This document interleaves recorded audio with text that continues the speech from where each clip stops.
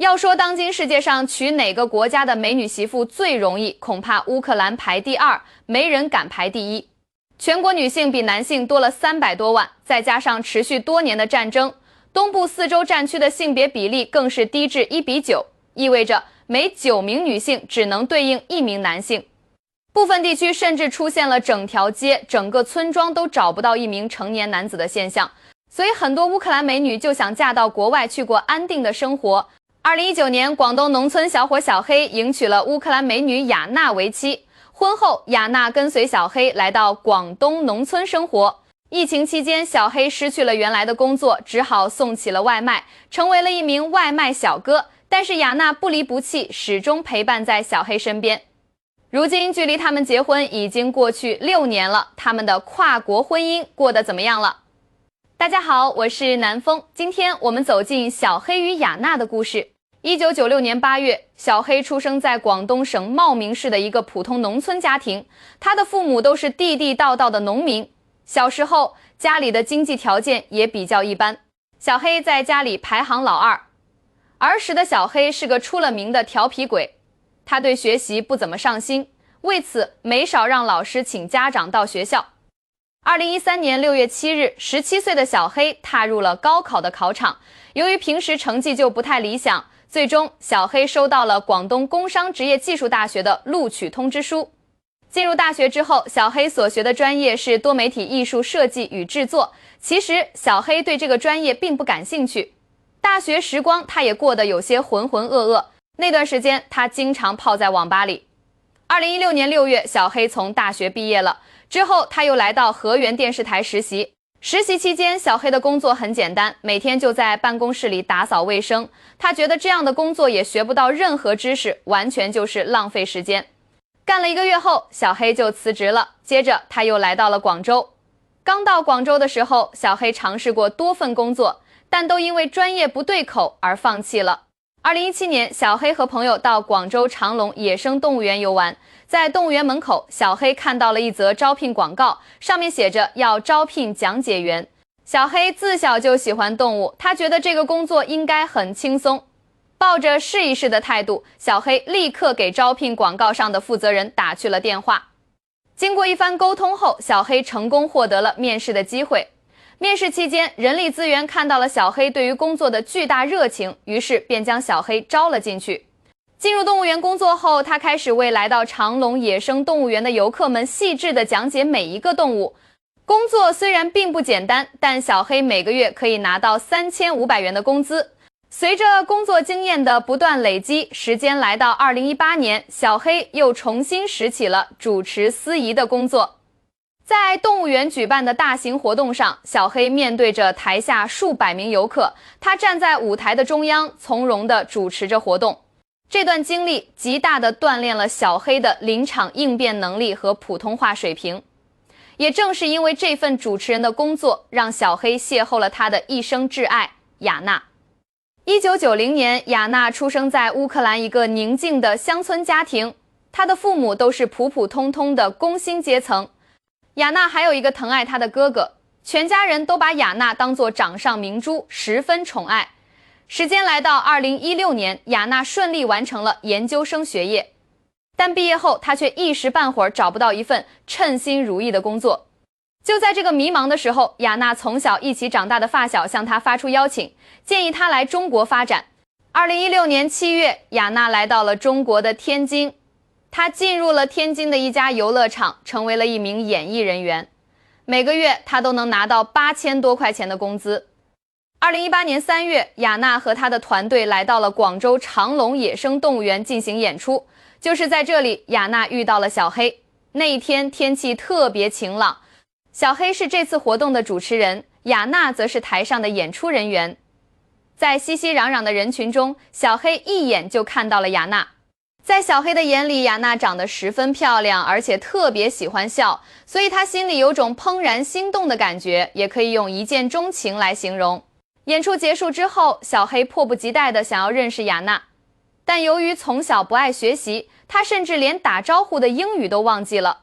无奈之下，小黑只能拜托一位女同事去雅娜身边要微信号。到了晚上，小黑怀着激动又忐忑的心情添加了雅娜的微信。因为不会英文，小黑只能说几句简单的英文问候语，两人寒暄几句后便聊不下去了。2018年4月，小黑开始认真学起了英语。没错，小黑为了雅娜开始认真学习了，他只想学好英语，好去追求雅娜。小黑为了雅娜学习英语的事情很快传到了雅娜的耳朵里，这让雅娜很感动。她从未想过在异国他乡还会有一个人会这么在意她。后来，雅娜再次主动在微信上找小黑聊天，就这样，两个人又重新联系上了。虽然沟通起来有点费劲，但两颗心却渐渐走到了一起。因为当时两人都在广州，所以也经常约出来见面，一起吃饭，一起散步。总之就是在这一次次的约会中，让两人互生爱慕。2018年8月17日，这天也是中国传统的七夕情人节。小黑早就计划在这天向雅娜表白了，他提前几天背好了一大串英语句子，都想着在表白这天用上。当天晚上，小黑硬着头皮花了2000多元，在广州小蛮腰的旋转餐厅里订了一桌饭。他将雅娜约到了餐厅里，两人一起吃饭，面对面坐着。过了大半天，小黑紧张的一句话都说不出来。雅娜看到后觉得特别尴尬，还问小黑这是怎么了。小黑憋了半天，最后蹦出一句 I am nervous。 雅娜一听就笑了，还跟小黑说吃个饭有啥好紧张的。眼看着这顿饭就要吃完了，小黑依然不清楚该如何表达爱意。到了最后的时刻，小黑终于鼓起勇气对雅娜说了一句 I love you。 雅娜当时瞬间感到十分诧异，小黑也感到非常尴尬。随后小黑又从口袋里掏出了一封信，然后他将信交给了雅娜。雅娜看了大概有5分钟，接着便笑了起来。她明白了小黑的心意，而她也早就对小黑芳心暗许。就这样，他们顺理成章地走到了一起。在往后的日子里，小黑和雅娜天天都能见面，两人也开始了同居的日子。因为经济上有些压力，小黑和雅娜只能在广州的城中村租房子住。生活条件虽然比较简陋，但雅娜从来没有一句怨言。在两人相处的日子里，小黑留意到雅娜是个特别节省的人。她虽然很爱漂亮，却从不用护肤品和那些昂贵的化妆品。每次买衣服的时候，她也绝不买超过50块钱的衣服。更让小黑没想到的是，当他知道废旧矿泉水瓶能卖钱之后，雅娜居然开始攒起了矿泉水瓶。雅娜的节俭，小黑都看在眼里，他也从内心发誓，一定要好好赚钱，给雅娜创造一个美好的未来。因为雅娜的母语是俄语，英语水平也很一般，和小黑交流时经常会闹笑话，所以为了更好的和雅娜交流，小黑甚至还学习起了俄语。2018年12月，小黑身着一身礼服，将雅娜约到了珠江岸边。那天晚上，小黑用蜡烛摆了一个爱心图案，然后他和雅娜站在爱心里。小黑左手拿着一束鲜花，右手则握着一枚戒指。他单膝跪在地上，正式向雅娜求婚。这个场景吸引了许多路人的目光，大家纷纷为小黑加油打气，还拿起相机不停地拍照留念。在众人的欢呼声中，雅娜答应了小黑的求婚。2019年新年，小黑将雅娜带回到了茂名农村老家。在老家，小黑的父母第一次见到了儿子的外国女朋友。虽然父母有些惊讶，但还是热情地招待了雅娜，让雅娜充分感受到了家的温暖。2019年3月6日，小黑带着雅娜到当地民政局领了结婚证。就这样，23岁的广东农村小伙小黑娶了29岁的乌克兰美女雅娜。而当时小黑只是动物园里的主持人，在城市里没有房子，也没有车子，更别提准备彩礼了。他们甚至连婚纱照都没来得及拍，也没有举办婚宴。最大的一笔开销就是在办理结婚证的时候，给雅娜翻译公证材料花的那1200块钱。结婚以后，小黑和雅娜又继续在动物园里开始了工作，两个人都在为未来不断打拼。2020年疫情来了，当时全国旅游业遭遇了巨大的打击，小黑和雅娜的收入也变少了，两个人只能勒紧裤腰带过日子，生活相当节俭。为了省钱，雅娜和小黑坚持自己做饭，期间，雅娜学会了做很多种中国美食。2021年3月中旬，雅娜乘坐飞机回到了乌克兰。而在雅娜离开之后，小黑也觉得工作变得单调又无聊。在这个圈子待的时间长了，他也想出去尝试一下新的工作，所以他辞掉了长隆动物园主持人的工作。辞职之后，小黑进入了一家日化品公司，担任起了讲师。2021年9月，雅娜终于回到了中国的怀抱。雅娜结束了隔离生活，两个人终于幸福的团聚了。回到国内安定下来后，雅娜也没有再出去工作了，而小黑则开始跑起了外卖。每天的工作都非常辛苦，但每次回到家里，他都能看到心爱的雅娜，也能品尝到雅娜亲手为他准备的爱心晚餐。日子虽然过得清苦，但心里却像蜜一样甜。除了这些日常，小黑和雅娜还开始用短视频记录下他们的跨国婚姻生活。2022年3月的一天，雅娜吃饭时突然一阵恶心，呕吐不止，身体感觉特别难受。小黑赶紧带着雅娜去医院做检查。没过多久，医生告诉小黑，雅娜怀孕了。当时小黑非常激动，甚至都跳了起来。雅娜怀孕后，小黑工作太忙，每天雅娜只能一个人在出租屋里从早上待到晚上。这样雅娜很孤单，也不是很安全。所以小黑和雅娜经过商量后，决定回到农村生活。2022年4月底，小黑带着雅娜退掉了房子，带着全部行李回到了茂名农村老家。回到老家后，小黑除了做自媒体外，也经常做一些零工。虽然赚的不多，但他和雅娜也很知足。至少小黑不在家的时候，雅娜有婆婆陪着。6月份，小黑和雅娜已经回到农村快2个月了。雅娜很喜欢农村的生活，也和中国婆婆相处得十分融洽。除此之外，雅娜每天都在学习中文，她希望自己能够用中文和公婆交流，同时做了一个大胆的决定，两人携手开始了丽乡新农人的创业生活。起初，小黑感到无比迷茫，不知道该如何谋生，但雅娜坚定地支持他，决定尝试新的出路。于是，他们开始利用社交媒体拍摄短视频，分享生活，推广家乡的荔枝。最开始，他们记录家庭日常，随后发现荔枝的优势，便开始讲述荔枝的成长过程，记录小镇生活的点滴。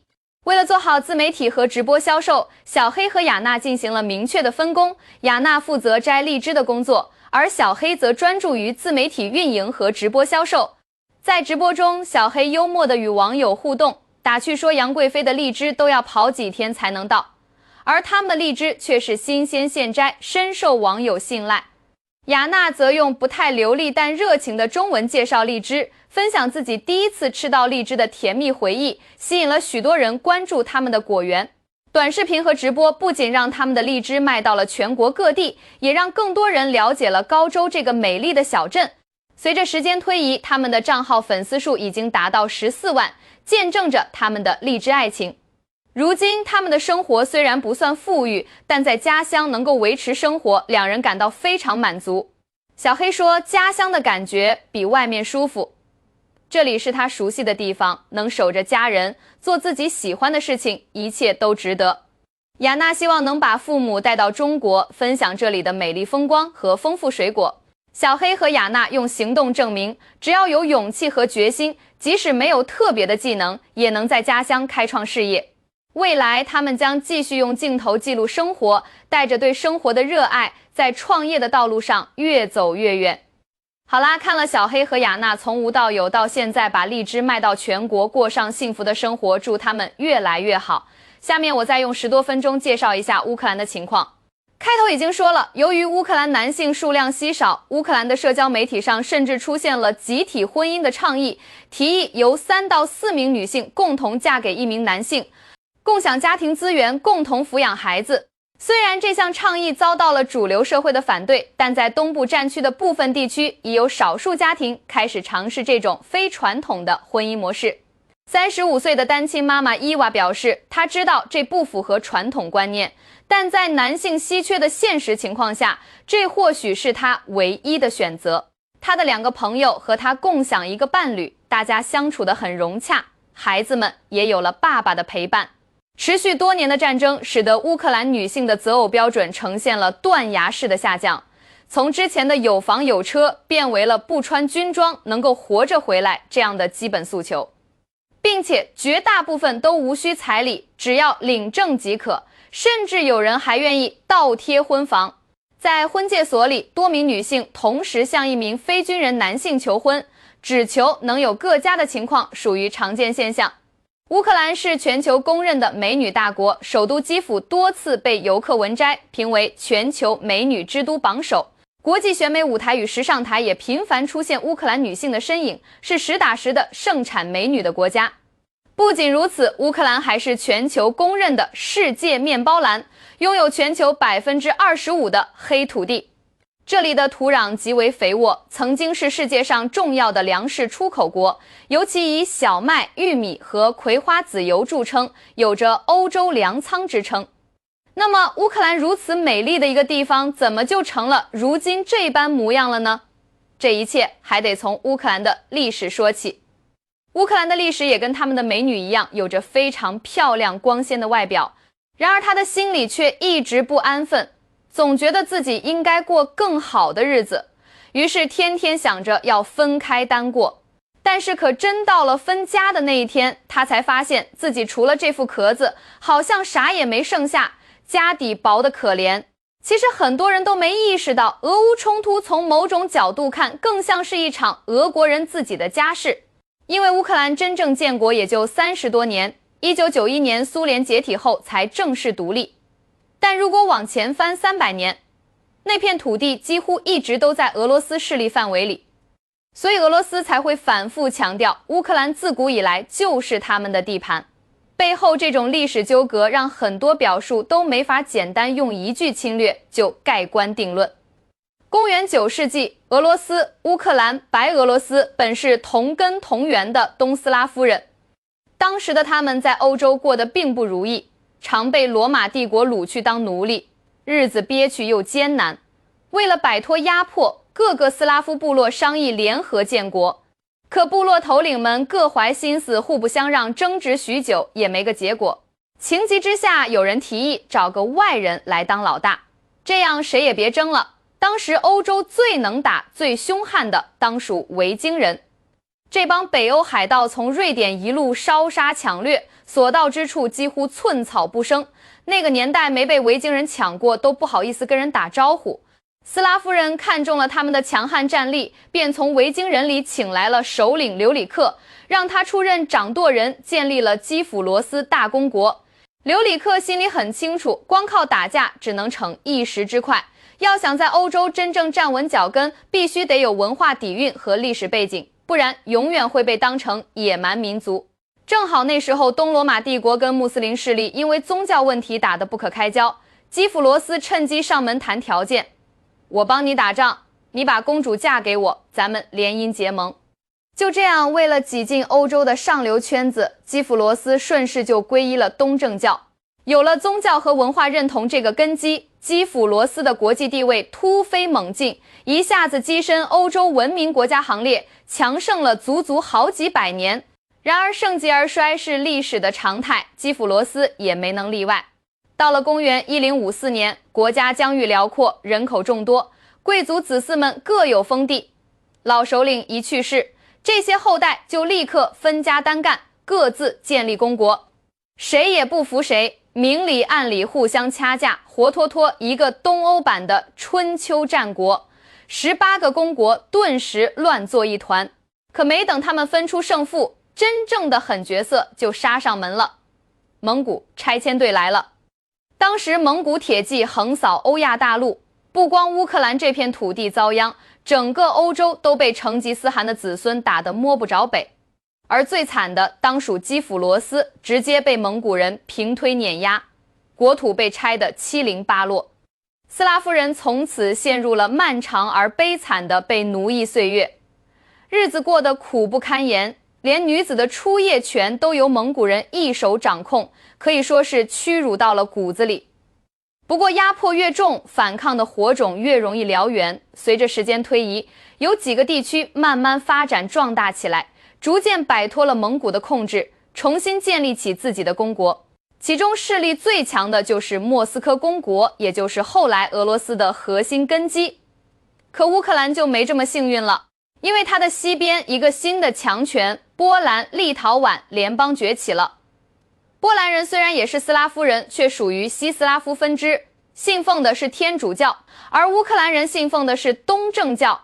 信仰与文化的巨大差异让乌克兰人在波兰统治下饱受磨难，不仅要承受阶级的压迫，还要遭遇宗教迫害与文化清洗。时间一长，一部分乌克兰人选择了顺从，逐渐融入了波兰的体系，这就是今天更亲近欧洲的西乌克兰地区。而另一部分东乌克兰人被逼到了绝境，一跺脚干脆表态，与其在波兰当二等公民，不如去找俄罗斯兄弟，至少咱们同根同源，信仰一致。